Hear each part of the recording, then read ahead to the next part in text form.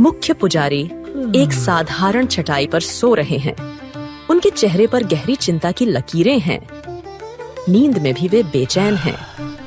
1 लाख कैसे होगा प्रभु? कैसे संभव है एक ही दिन में? हमारी तो बुद्धि काम नहीं कर रही। अचानक गर्भगृह में एक अलौकिक सुनहरा प्रकाश फैलता है। उनकी बंद आंखों के सामने एक धुंधली आकृति बनती है, जो धीरे धीरे स्पष्ट होकर भगवान जगन्नाथ के मोहक रूप में प्रकट होती है।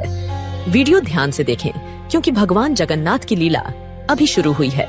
हे प्रिय पुजारी, इतने चिंतित क्यों हो? तुम्हारी परेशानी का कारण मैं जानता हूँ। प्रभु, हे दीन बंधु, हम तो बड़ी विकट स्थिति में फंस गए हैं। आप तो सर्वज्ञ हैं, कृपा करके मार्गदर्शन करें। ये जगत सेठ और उसकी 1 लाख रुपए की शर्त, उस धन का क्या करें? कैसे आपकी सेवा में लगाएं? सिर्फ 1 दिन में। शांत हो जाओ वत्स। जगत सेठ की भक्ति में अहंकार का पुट आ गया है। उसे सत्य का बोध कराना आवश्यक है। उससे कहना, मैं उसकी भेंट स्वीकार करूंगा। सचमुच प्रभु? तो क्या भोग अर्पित करना है? क्या विशेष पकवान बनवाने हैं? हम अभी से तैयारी। नहीं पुजारी, कोई विशेष पकवान नहीं। जगत सेठ से कहना कि वो मुझे केवल 1 पान अर्पित करे। क्या प्रभु, सिर्फ 1 पान? लेकिन 1 लाख रुपए, वो सब 1 पान में कैसे खर्च होंगे? ये तो सेठ जी का अपमान। पुजारी, मैं प्रतिदिन सामान्य चूने वाला पान ग्रहण करता हूँ। जगत सेठ से कहना कि वो जो पान मुझे अर्पित करेगा उसमें सामान्य चूना नहीं, अपितु गज मोती चूर्ण का उपयोग किया जाए। गज मोती चूर्ण? प्रभु, ये क्या होता है? हमने तो कभी इसका नाम भी। ये अत्यंत दुर्लभ वस्तु है पुजारी। हजारों हाथियों में से किसी एक के मस्तक में ये मोती प्राकृतिक रूप से बनता है। अब जाओ और जगत सेठ को मेरा यह संदेश दो। ये पान ग्रहण करने के पश्चात ही मैं बताऊंगा कि आगे मुझे क्या खिला सकते हैं। अगर इस दृश्य ने आपके हृदय को छू लिया तो अभी वीडियो को लाइक करें और कमेंट में लिखिए, जय जगन्नाथ। भगवान जगन्नाथ का रूप धीरे धीरे प्रकाश में विलीन हो जाता है। मुख्य पुजारी की नींद टूट जाती है। वे पसीने से तरबतर हैं। यह कोई साधारण पान नहीं था, गज मोती चूर्ण वाला पान। ये रहस्य आपको हैरान कर देगा। गज मोती चूर्ण? हे प्रभु, ये कैसी लीला है आपकी? रात के अंधेरे में देखे गए उस स्वप्न ने मुख्य पुजारी की चिंता को और भी गहरा कर दिया था। 1 लाख रुपए खर्च करने की समस्या अब एक दुर्लभ, लगभग असंभव वस्तु को ढूंढने की चुनौती में बदल गई थी। बारिश रुक चुकी है, लेकिन आसमान में बादल अब भी हैं। मंदिर में सुबह की चहल पहल शुरू हो गई है। जगत सेठ, जो रात भर अपनी बड़ी भेंट के बारे में सोचकर उत्साहित थे, मुख्य पुजारी के कक्ष के बाहर टहल रहे हैं। उनके चेहरे पर अधीरता और गर्व का मिला जुला भाव है। आज का दिन ऐतिहासिक होगा। पुरी के इतिहास में किसी ने भगवान को एक दिन में 1 लाख का भोग नहीं लगाया होगा। सब देखेंगे जगत सेठ की भक्ति और सामर्थ्य। मुख्य पुजारी अपने कक्ष से बाहर निकलते हैं। प्रणाम पुजारी जी, कहिए क्या निर्णय हुआ? भगवान ने क्या इच्छा व्यक्त की? मैं तो कब से आपकी प्रतीक्षा कर रहा हूँ। बताइए क्या क्या सामग्री मंगवानी है? मेरे आदमी तैयार हैं, पलक झपकते सब हाजिर कर देंगे। सेठ जी बैठिए, प्रभु ने आपकी भेंट स्वीकार करने की बात कही है। अरे वाह, ये तो बहुत शुभ समाचार है। तो बताइए, 56 भोग या कोई विशेष मिठाई जो उन्हें प्रिय हो? आप बस नाम लीजिए, दुनिया के कोने कोने से मंगवा दूंगा। सेठ जी, प्रभु ने ऐसी कोई इच्छा व्यक्त नहीं की। उन्होंने कहा है कि आप उन्हें केवल 1 पान अर्पित करें। क्या? एक पान? पुजारी जी, आप मजाक तो नहीं कर रहे? मैंने 1 लाख रुपए दिए हैं और आप कह रहे हैं सिर्फ 1 पान? ये कैसे हो सकता है? सेठ जी, यह मेरा नहीं, स्वयं महाप्रभु जगन्नाथ का आदेश है। उन्होंने कहा कि वे प्रतिदिन सामान्य चूने वाला पान ग्रहण करते हैं। आपसे वे एक विशेष पान चाहते हैं। अच्छा, विशेष पान? ठीक है, कौन सी बड़ी बात है? बताइए, कौन सा पान? बनारस का सबसे प्रसिद्ध पान मंगवाऊं या कोई खास जड़ी बूटी वाला? मेरे लिए कुछ भी असंभव नहीं। प्रभु ने कहा है कि उस पान में सामान्य चूना नहीं, बल्कि गजमोती चूर्ण का उपयोग किया जाए। गज मोती चूर्ण शब्द सुनते ही जगत सेठ के चेहरे का रंग उड़ जाता है। उनका उत्साह, उनका गर्व सब एक पल में गायब हो जाता है। गज मोती चूल, ये क्या बला है पुजारी जी? मैंने तो आज तक इसका नाम भी नहीं सुना। सेठ जी, गजमोती एक अत्यंत दुर्लभ रत्न है। कहते हैं हजारों हाथियों में से किसी एक भाग्यशाली हाथी के मस्तक में यह प्राकृतिक रूप से बनता है। इसे पाना लगभग असंभव है और उसका चूर्ण वह तो और भी दुर्लभ। जगत सेठ सन्न रह जाते हैं। उन्हें अपने कानों पर विश्वास नहीं होता। 1 लाख रुपए का अहंकार एक पल में चूर चूर होता महसूस होता है। असंभव, गजमोती। भगवान का एक सरल सा अनुरोध जगत सेठ के समस्त धन और अहंकार पर भारी पड़ गया था। तेज मूसलाधार बारिश हो रही है। पुरी के जगन्नाथ मंदिर में सामान्य दिनों की तुलना में भक्तों की भीड़ बहुत कम है। मंदिर के अंदर पुजारी भगवान जगन्नाथ को भोग अर्पित करके अन्य सेवा पूजा में व्यस्त हैं। तभी मंदिर के मुख्य द्वार से एक भव्य रथ आकर रुकता है। उसमें से जगत सेठ उतरते हैं। उनके चमकदार रेशमी वस्त्र और गले में पड़ी सोने की भारी चेन व उंगलियों में दमकती रत्न जड़ित अंगूठियां उनकी अपार समृद्धि का स्पष्ट बखान कर रही हैं। उनके साथ 2 अंगरक्षक भी हैं। तुम लोग यही रुको, मैं दर्शन करके आता हूँ। जगत सेठ मंदिर में प्रवेश करते हैं। उनकी नजर भगवान जगन्नाथ की मूर्ति पर पड़ती है, जिन्हें भोग लगाया जा रहा है। वे सामान्य दाल, चावल और सब्जियों का भोग देखते हैं। भगवान को इतना साधारण भोग?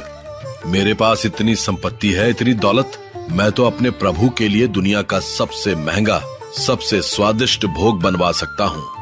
आखिर ये सब धन दौलत उन्हीं की तो देन है, उन्हीं पर क्यों ना समर्पित करूं। भगवान जगन्नाथ की मूर्ति पर एक हल्की सी रहस्यमयी मुस्कान उभरती है, जिसे कोई देख नहीं पाता।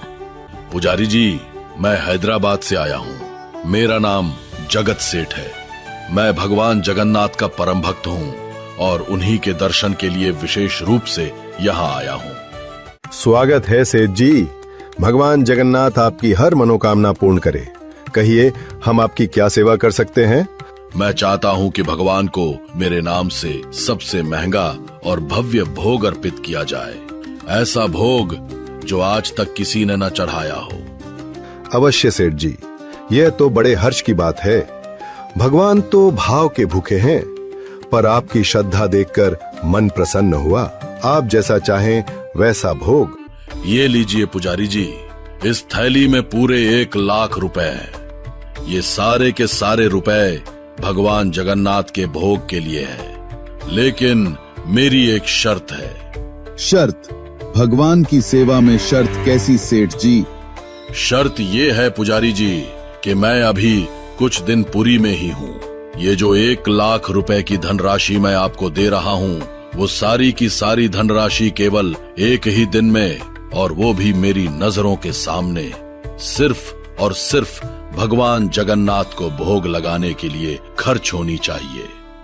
1 पैसा भी बचना नहीं चाहिए और ना ही किसी और काम में लगना चाहिए। यह सुनकर मुख्य पुजारी और अन्य पंडों के होश उड़ जाते हैं। वे एक दूसरे का मुंह देखने लगते हैं। उन दिनों दूध 4 पैसे प्रति लीटर और घी 50 पैसे का होता था। 1 लाख रुपए की रकम आज के करोड़ों रुपए से भी ज्यादा थी। गुरुजी, 1 लाख एक दिन में, ये कैसे संभव होगा? इतना भोग तो कई गांवों का पेट भर दे। सेठ जी, आपकी श्रद्धा शिरोधार्य है, पर 1 लाख रुपए का भोग एक ही दिन में बनाना और अर्पित करना, यह तो। देखिए पुजारी जी, मैंने जो कहा सो कहा। अगर आप ये कर सकते हैं तो ठीक, वरना मैं किसी और मंदिर में ये सेवा कर लूंगा। पर मेरी इच्छा तो यहीं अपने प्रभु के चरणों में ये करने की है। ठीक है सेठ जी, आपकी इच्छा का मान रखा जाएगा, पर इतनी बड़ी राशि का भोग हमें यह स्वयं भगवान जगन्नाथ से ही पूछना होगा कि वे क्या ग्रहण करना चाहेंगे। उनकी इच्छा ही सर्वोपरि है। बहुत खूब, इससे अच्छा और क्या हो सकता है। अब तो स्वयं प्रभु ही बताएंगे अपनी पसंद। मैं उनकी पसंद का ही भोग बनवाऊंगा। आप पता कीजिए, मैं प्रतीक्षा करूंगा। पुजारी जी, ये गजमोती ये कहाँ मिलेगा? इसका कोई व्यापारी, कोई स्रोत? मैं कितना भी मूल्य देने को तैयार हूं। सेठ जी, जैसा मैंने कहा, यह बाजार में बिकने वाली वस्तु नहीं है। यह तो प्रभु की कृपा से ही किसी भाग्यशाली हाथी में उत्पन्न होता है। इसे ढूंढना समुद्र में सुई ढूंढने जैसा है, और फिर उसका चूर्ण बनाना। हे भगवान, ये मैंने क्या कर दिया? मैं कितना मूर्ख हूँ, कितना पतित। अपने प्रभु के साथ मैंने ये कैसा अपराध कर दिया? मैं किस घमंड के साथ भगवान को भोग लगाने के लिए आया था?